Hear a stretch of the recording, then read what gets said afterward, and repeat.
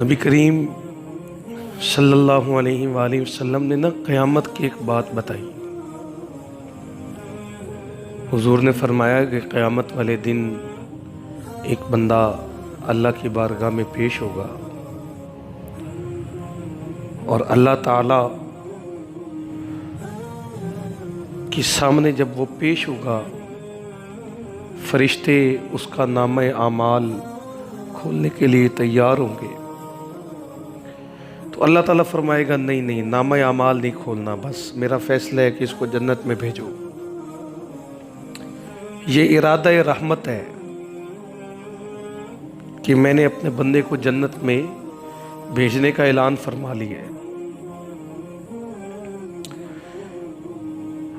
یہ یاد رکھیں کہ جنت صرف نیک اعمال سے نہیں ملنی، بندے کے جنتی ہونے میں جو بہت بڑا کردار ہے وہ اللہ کے فضل کا ہے۔ اللہ کا فضل شامل حال ہے تو گناہگار بھی اللہ کی بارگاہ میں جا کے بخشا جائے گا۔ یہ میں ذمہ داری سے بات کر رہا ہوں۔ نبی پاک علیہ الصلوۃ والسلام نے ایک فحشہ عورت کا ذکر کیا۔ حضور نے فرمایا کہ وہ جس نے ساری زندگی بے حیائی اور بے پردگی میں گزاری، تو ایک پیاسے کتے کے بچے کو اس نے پانی پلایا تو اللہ تعالیٰ نے اس کی زندگی کے سارے گناہ معاف فرما دیے۔ جب فضل حاوی ہوتا ہے نا اللہ تعالیٰ کا، تو پھر گناہ بھی اسی طرح معاف ہوتے ہیں جب اللہ کا فضل حاوی ہو جائے۔ اور یہ بات یاد رکھیں کہ یہ بھی حدیث صحیح ہے، اللہ کے نبی نے فرمایا کہ اللہ تعالیٰ نے جب اپنی رحمت کو پیدا فرمایا نا، رحمت کو، تو ایک رحمت اللہ تعالیٰ نے اپنی ساری مخلوقات کو عطا فرمائی، اور 99 رحمتیں، 99 رحمتیں، 99 رحمتیں اللہ پاک نے اپنے پاس رکھی۔ اور یہ بھی حدیث ہے، حدیث قدسی، کہ اللہ تعالیٰ نے فرمایا کہ میری رحمت جو ہے وہ میرے غضب پر حاوی ہے، میرے غضب پر حاوی ہے میری رحمت۔ یہ اللہ تعالیٰ کی رحمت کی بات ہے، یہ فضل کی بات ہے۔ تو اللہ کا فضل تھا، اللہ تعالیٰ نے فرمایا کہ نامہ اعمال بھی نہیں کھولنا، میرے اس بندے کو جنت میں لے جاؤ۔ اب فرشتوں کی یہ مجال تو نہیں نا کہ وہ اللہ سے پوچھیں گے یا اللہ کیوں؟ فرشتے اس کو جنت میں لے جانے لگے تو وہ بندہ رو پڑے گا، وہ رو پڑے گا، دل ہی دل میں خیال آئے گا کہ تو نے بڑی بے وفائی کی اپنے رب کے ساتھ، ساری زندگی تو نے اللہ کی نافرمانی میں گزاری، جن باتوں سے اللہ نے روکنے کا حکم دیا ان باتوں کو بڑھ چڑھ کے اختیار کیا تو نے، یہ تیرا حال ہے۔ بابا بلے شاہ رحمۃ اللہ تعالیٰ علیہ نے کتے کی بات کی بندے کو سمجھانے کے لیے کہ کتا اپنے مالک کے ساتھ کتنا وفادار ہے اور بندہ اپنے مالک کے ساتھ کتنا وفادار ہے۔ آپ نے اپنے الفاظ میں فرمایا راتی جاگیں تے شیخ صداویں تے راتی جاگ دے کتے تیتھوں اتے، مالک دا در مول نہ چھڑ دے پاویں کھاون 100 جُتے تیتھوں اتے، ایک برکی دا قدر پچھانن پاویں مالک ہوون ستے تیتھوں اتے۔ بات سمجھیں، کتے کو ایک روٹی ڈال دی جائے نا، ایک روٹی، تو کتا ساری رات اپنے مالک کا دروازہ نہیں چھوڑتا، ساری رات وہ مالک کے دروازے پہ بیٹھا رہتا ہے، ساری رات۔ اور پھر وہ جو محبت دیتا ہے وہ محبت کوئی اور نہیں دے سکتا اپنے مالک کو، کہ جس نے روٹی ڈالی ہے،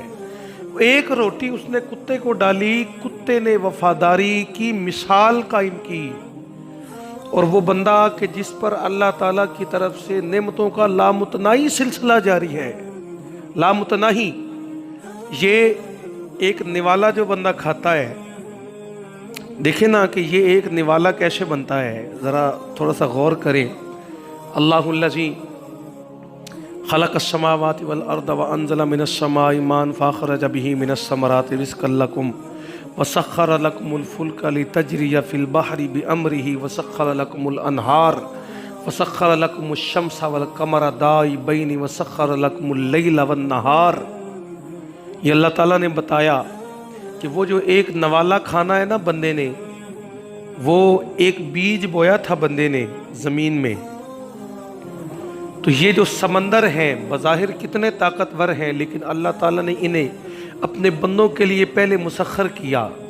مسخر کرنے کے بعد یہ سمندروں سے بخارات اڑے، آسمان پر گئے، آسمان پر وہ جا کر بادل بنے، وہاں سے وہ بارش برسی، بارش زمین پر پڑی، وہ بارش پڑی اس بیج کے اوپر، اور بیج جو ہے وہ پھلنے پھولنے لگا۔ پھر سورج کو اللہ نے مسخر کیا، سورج کی شعاؤں سے اسے ایک نئی نشوونما ملی، طاقت ملی، اور پھر چاند کی کرنوں سے اس بیج کے اندر ذائقہ پیدا ہوا۔ پھر وہ بیج آیا، پھر تم نے اسے پیسا، اس کا آٹا بنایا، آٹا بنا کے اسے پکایا، اور پکایا کیسے؟ وہ کوئلہ جو زمین کے اندر ایک قدرتی پیداوار کے ذریعے اللہ تعالیٰ نے تمہیں دیا، اس کوئلے کی مدد سے تم نے گیس بنائی، پھر اس گیس کی مدد سے تم نے آگ جلائی، اس آگ پر تم نے وہ آٹا جو ہے اس کو پکایا، پھر وہ روٹی بنی، پھر روٹی کو تو نے اپنے منہ میں ڈالا۔ یہ اتنی اللہ تعالیٰ کی عنایات کے بعد وہ لقمہ تو نے اپنے منہ میں ڈالا،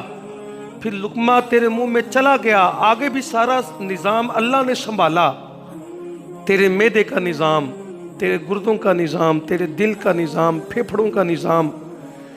تیرے مثانے کا نظام، اس برکی کی وجہ سے تیرے جسم میں طاقت کیسے پیدا ہوتی ہے اور فضلہ کیسے خارج ہوتا ہے۔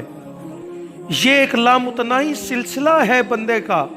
اللہ تعالیٰ کا بندے کے لیے نعمتوں کا سلسلہ۔ تو بندہ دل میں سوچتا ہے کہ اے بندے ذرا سوچ کہ تیرے رب نے تیرے ساتھ کیا کیا کیا، کیا کیا کیا تیرے ساتھ، اور تو نے اپنے رب کے لیے کیا کیا۔ دنیا کے اندر سارا دن اذانیں ہوتی رہی لیکن تو مسجد نہ گیا، سارا دن پیسے تیری جیب میں تھے لیکن تو اللہ کی راہ میں خرچ نہ کر سکا، طاقتور تھا، خود کفیل تھا، لیکن کسی کے ساتھ بھلائی نہ کر سکا، کسی کو دو بول میٹھے نہ سنا سکا، کسی کو مسکرا کے نہ دیکھ سکا۔ تیری آنکھوں میں حسد بھی تھا، غصہ بھی تھا، کینہ بھی تھا، دشمنیاں بھی تھیں، اللہ واسطے کا ویر لے کے دنیا میں پھرتا رہا۔ فرمایا یہ ساری چیزیں اس بندے کے ذہن میں آئیں گی اور وہ اللہ کی بارگاہ میں عرض کرے گا، رو کر، حضور فرماتے ہیں رو کے اللہ کی بارگاہ میں عرض کرے گا، یا اللہ مجھے بتا، یہ اتنا فضل تو نے مجھ پہ کیا، یہ تیری اتنی مہربانی جو مجھ پہ ہوئی، میرے اللہ مجھے بتا یہ کس عمل کی جزا ہے، یہ کون سا عمل ہے، مجھے تو یاد نہیں آتا کہ یہ کون سا عمل ہے، یہ جس کی تو نے اتنی بڑی جزا دی کہ میرا نامہ اعمال بھی نہ کھلنے دیا۔ تو حضور فرماتے ہیں کہ اللہ پاک اس سے فرمائے گا کہ میرے بندے تجھے یاد نہیں پر تیرے رب کو یاد ہے، تیرے رب کو یاد ہے، اللہ کو یاد ہے کہ رات اندھیری تھی، اندھیری رات،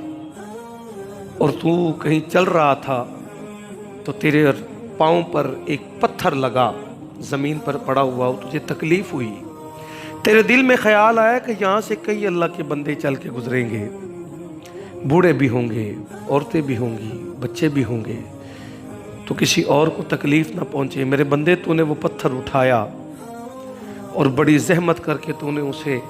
راستے سے ہٹایا، کسی ایسی جگہ رکھا جہاں تجھے یقین تھا کہ یہاں سے کوئی گزرے گا نہیں،